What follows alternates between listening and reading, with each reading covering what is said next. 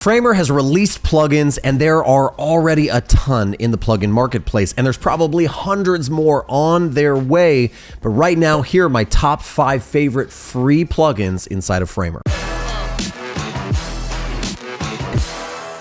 The Notion plugin is hands down my favorite plugin, and I've talked about this at length in a different video. So if you want to watch the full tutorial, I'll put a link down in the description, but basically it allows you to connect to Notion databases like this reading list that I have over here. And with the click of a button, you could just grab Notion, create that new collection, and you can find it sitting here inside of your CMS. You can see that I have my reading list that's been brought in, and all of that data is now controlled, managed, maintained over in Notion. So when I make updates in Notion, all I have to do is sync it over here inside of Framer. And then I can bring that database in and I can aggregate all of the content just like this using Framer and the Notion plugin. Framer's always had pretty decent image integration. I have an image on my canvas inside of a frame here, and I could always go down to the bottom right-hand fill section, open that up, drag an image inside or choose one. And I also had an unsplash option down here, but now we have the option to open up any and all image plugins that are available to us. I can click that and you can see we already have access to 2, Unsplash and Lumi. I anticipate there's going to be a lot more image options and plugins that will show up here. There's some paid ones, lots of free ones, but we can grab Lumi because Lumi is really cool, and we can filter between photos, illustrations, and 3D. So if I'm looking for something like some books to go in this book list here, I might want an image, I might want an illustration. We can find one that works well for us like this and just pop that directly into our project. And now there are just so many more options here inside of Framer. Boom, just like that, it's popped in, and there is just so many more options now available to us and a much easier workflow using the image plugins like Lumi inside of Framer.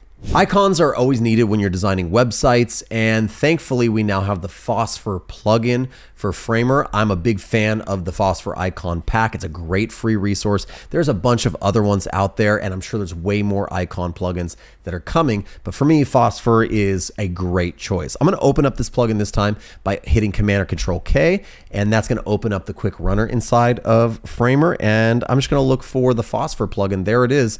Open it up, and it drops it right onto the canvas. I can move it around and work with it. Now, Phosphor icons were always available as a component type inside of Framer. You could drag it out, but then it was really confusing. You'd have to go out to the Phosphor website and do a lookup and search for what those icons you're looking for are actually called. But now we can do it in our workflow right here. And again, we have access to all of those different styles like duotone or light or bold. I'm gonna look for something like a book. This is super nice, super easy. I'm gonna grab this little book thing here. I could either click it or I could actually drag it in. So I'm gonna put it right there inside of that frame. I'm gonna make sure that it is white, and let's just make sure that it's actually showing up in the right spot, like over there. And then I can just drag this up, make it the right size, and boom, just like that, we have access to any and all icons that we want.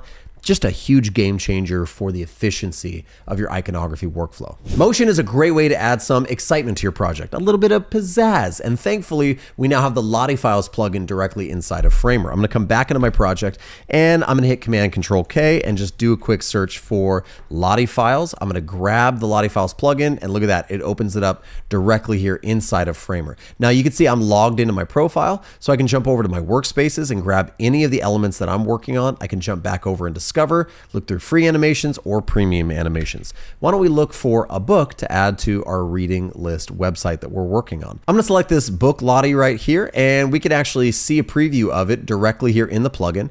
We can drop down and change the color palette or add a new color palette if we want to, but the coolest thing is with my frame selected, I can just hit Insert Animation, and Lottie is gonna do the magic for me. Now, it kind of put it out to the side, that's okay. I'm just gonna Command Control X out here, pop it inside there, and because it's absolute position, I can just move it around and put it anywhere I want.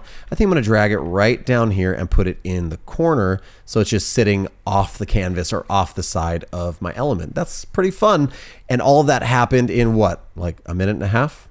Thanks to LottieFiles. This last plugin is completely unnecessary, but absolutely a ton of fun. And sometimes that's all I'm looking for is a little bit of fun, and that's the Doodles plugin. Let's come back into our project here, Command or Control K to open up our runner, and we'll just look for Doodles. There it is with our cute little sketch face. We're gonna open it up, and we get this fun little drawing interface right here. We can zoom in on it, and you can see there's a couple of things you can do. We can draw here within this little space. We can history back and forward. We can change the stroke hue, saturation, and lightness, clear the whole thing, and then eventually add it to our project. Why don't we draw maybe just like a fun little happy face here like that?